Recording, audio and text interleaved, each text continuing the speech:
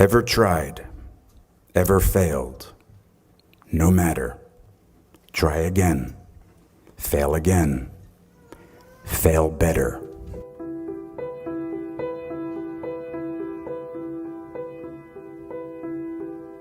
I had so many dreams of where I wanted to go, who I wanted to be, and what I wanted to do. Theater companies I wanted to start with classmates, movies I wanted to be in, directors I wanted to work with, stories I needed to tell. It might take a little time, I thought, but it would happen.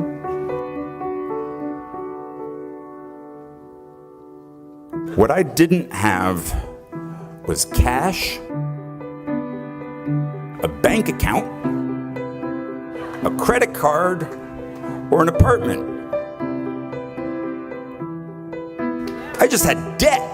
A big, hungry, growing larger every moment debt. I packed the life that I knew with socks and a toothbrush into my backpack, and I slept on couch after couch after couch after couch at friends' apartments in New York until I wore out their rent-paying roommates' welcome.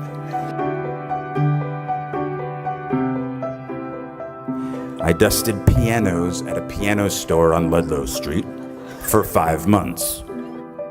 I worked on the property of a Shakespeare scholar for a year, pulling weeds and removing bees' nests. I went on unemployment once, but not for long. I couldn't handle the guilt. Eventually, I was able to pay rent for a spot on the floor of an apartment on the Lower East Side, but my roommate had a breakdown and disappeared.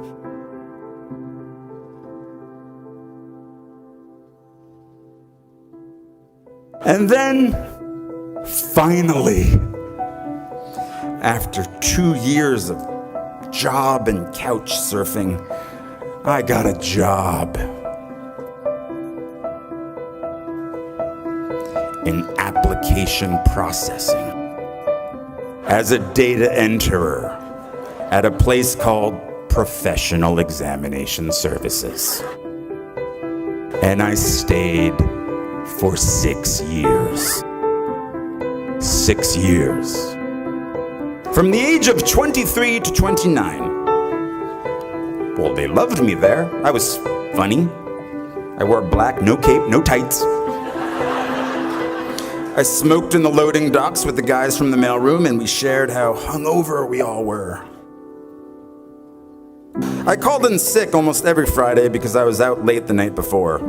I hated that job, and I clung to that job.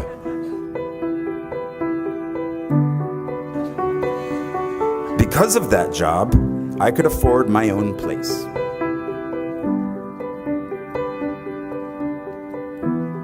My dream of running a theater company with my friend and fellow Bennington graduate Ian Bell had died.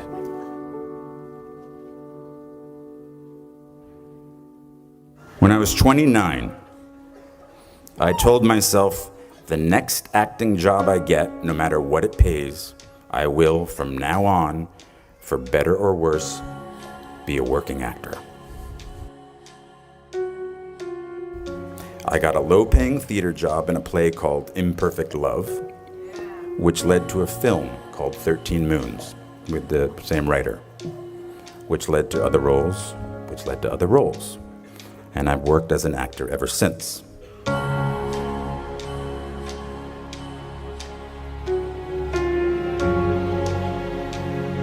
I didn't know that would happen.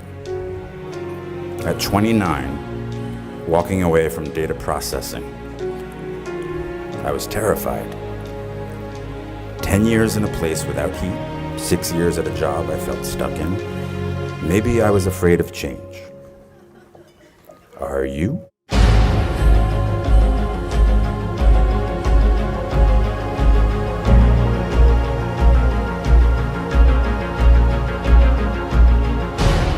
And so at 29, in a very long last, I was in the company of the actors and writers and directors I'd sought out that first year, that first day after school. I am by their sides. Raise the rest of your life to meet you. Don't search for defining moments because they will never come.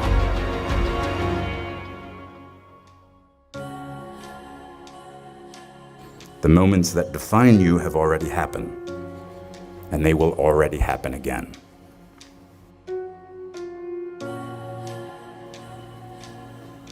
And it passes so quickly, so please bring each other along with you.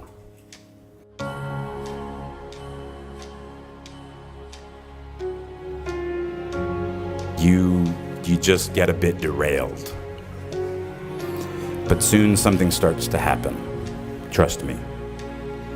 A rhythm sets in. Just try not to wait until, like me, you're 29 before you find it. And if you are, that's fine too. Some of us never find it. But you will. I promise you. You are already here. You'll find your rhythm or continue the one you have already found.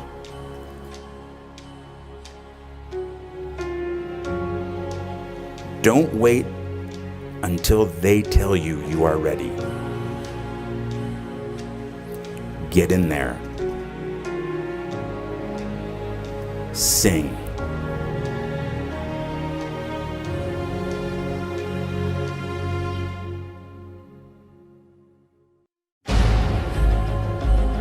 The world might say you are not allowed to yet.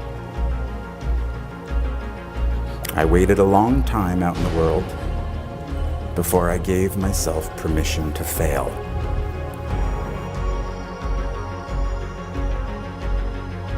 My parents didn't have much money, but they struggled to send me to the best schools.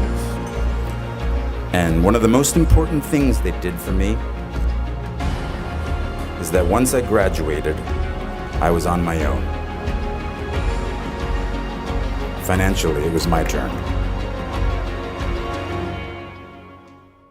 This made me very hungry, literally. I couldn't be lazy.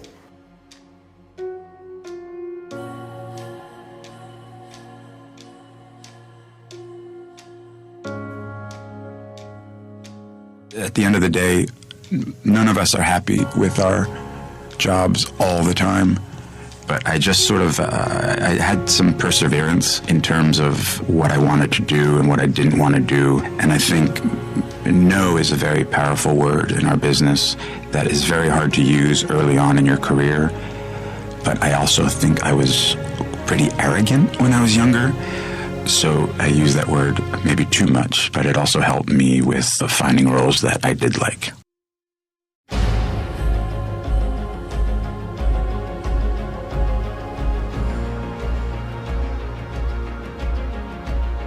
We burn very brightly. Please don't ever stop.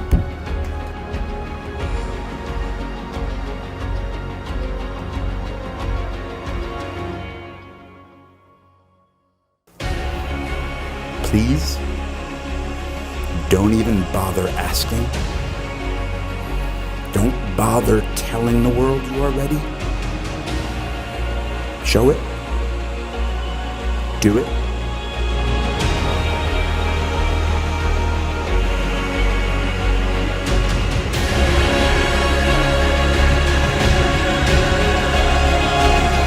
What did Beckett say? Ever tried, ever failed, no matter. Try again, fail again, fail better. The world is yours.